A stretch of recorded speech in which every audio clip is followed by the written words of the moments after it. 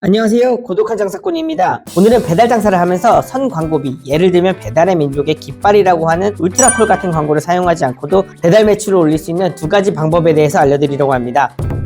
첫 번째는 아마 많은 분들이 알고 계실 것 같은 샵인샵 전략입니다. 샵인샵이란 말 그대로 가게 안에 또 하나의 가게를 놓는다는 이야기인데요. 예전에는 오프라인 매장에서 많이 사용되었던 말입니다. 식당에서 작은 창구를 따로 하나 놓고 테이크아웃 위주로 커피를 판매한다거나 혹은 다른 사람의 가게에 임대료를 별도로 지불하고 다른 가게를 차리는 점포들을 이야기했는데요. 배달에서 말하는 샵인샵이란 배달앱상의 본래 내가 운영하는 브랜드 말고도 다른 브랜드를 노출시키는 전략을 이야기합니다. 배달의 민족이나 쿠팡이츠, 요기요와 같은 배달앱에서는 실제로 가게는 하나이더라도 여러 가지를 판매할 수 있습니다. 예를 들어 땡땡 곱창볶음을 운영하고 있는 사장님이라고 하더라도 배달앱상에서는 XX 콩나물국밥, XX 찜닭 등의 가게 이름으로 또 하나의 가게를 노출시킬 수가 있습니다. 다만 전혀 다른 메뉴들을 무분별하게 운영할 경우 가게의 동선이나 인력 활용에 심각한 문제가 생길 수 있으니 반드시 유의하셔야 합니다. 효과적인 샵인샵 전략 중에 하나로는 이미 운영하고 있는 메뉴들을 카테고리별로 분류해서 각 카테고리에서 주목받을 수 있는 해당 메뉴를 집중시키는 전략을 활용하는 것이 좋습니다. 예를 들면 피자집을 운영하고 있는 사장님들 중에 피자집에서 오븐 치킨이나 오븐 스파게티, 파스타, 그리고 떡볶이와 같은 분식류를 판매하고 계시다면 기존의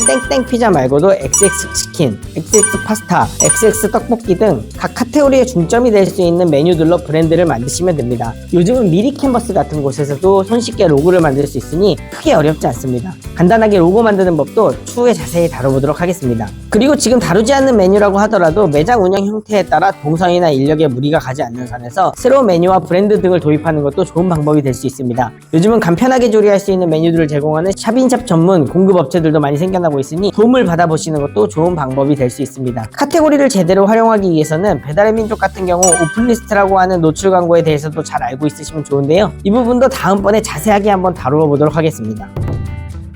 우선 첫 번째로는 다양한 노출을 통해 매출 증대를 일으킬 수 있습니다. 아무래도 피자집에서 떡볶이를 사이드로 시키는 경우보다는 떡볶이는 떡볶이집에서, 피자는 피자집에서 시키는 경우가 더 많기 때문에 전문점 이미지를 부각시키는 측면에서 조금 더 소비자들에게 많은 집중을 받을 수 있습니다. 또 새로운 메뉴를 도입하면서 오픈리스트 등의 카테고리별 광고에도 별도의 선 지출 없이 시작할 수 있다는 장점이 있습니다. 본 가게를 운영하는 브랜드와는 달리 사이드, 서브적인 느낌이 있기 때문에 애착이 좀 덜하기 쉽고 전문성도 조금 떨어질 수 있는 우려가 있습니다. 맛있는 음식을 제공하고 고객이 만족을 해야 좋은 리뷰, 재주문이 쌓이는 것이기 때문에 브랜드 관리를 본 브랜드 관리하는 정도로 관심을 기울여야 성공할 수 있습니다. 가벼운 마음으로 접근하는 브랜드는 성과가 좋기가 어렵기 때문에 계속 등록하고 없애는 반복 과정에서 시간과 정신의 소모가 심해집니다. 또 가장 큰 단점으로는 역시 개별적 관리의 어려움이 가장 큰데 각 가게별 설정이나 메뉴 수정, 리뷰 댓글 등의 노력이 배로 든다는 사실입니다. 또 아까도 언급했듯이 메뉴를 너무 광범위하게 관련 없는 분야를 여러 가지 넣다 보면 가게 내부 동선에 심각한 문제가 발발하고 또 그로 인해 인건비가 더 많이 들어가게 될 수도 있으니 반드시 이 부분을 주의해서 운영해야 합니다.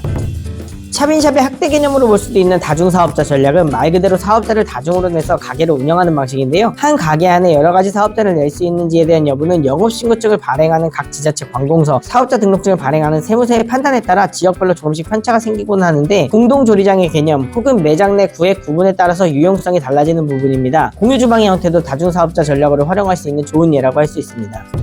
광고나 마케팅 관점에 있어 말 그대로 모든 마케팅을 2배로 할 수 있다는 큰 장점이 있는데요. 내가 삼겹살을 잘 팔고 있는 가게라고 한다면 같은 브랜드 혹은 비슷한 브랜드로 배달앱 내 같은 카테고리에 선 지출 없는 광고를 노출시킬 수 있습니다. 물론 오픈리스트를 고려하지 않는다면 같은 사업자라도 카테고리 내에 여러 가게를 노출시킬 수 있기도 합니다만 광고 상품의 관점에서만 말씀드립니다. 또 배달의 민족 내 맛집 랭킹 또한 같은 카테고리에는 하나의 가게만 등재될 수 있다는 점에서 다중사업자를 운영할 경우 같은 카테고리 내에 다수의 내 가게가 올라갈 수 있다는 장점이 있습니다. 특히 배달의 민족 같은 경우 배송을 배달의 민족에서 직접 관리하고 있는 배민원의 비중이 갈수록 높아지는 가운데 배민원은 사업자 등록번호 1개당 한 가게만 허용하고 있어서 다중사업자를 운영한다면 배민원 가게를 여러 개 운영할 수 있다는 큰 장점도 있습니다.